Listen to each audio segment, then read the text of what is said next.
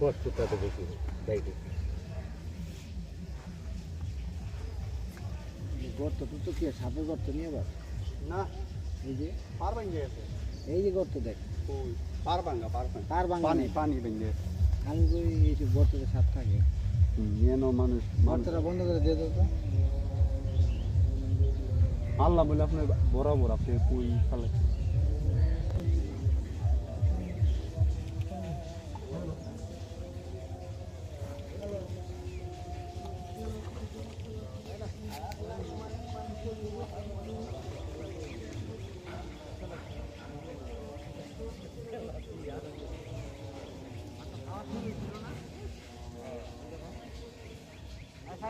জি uncle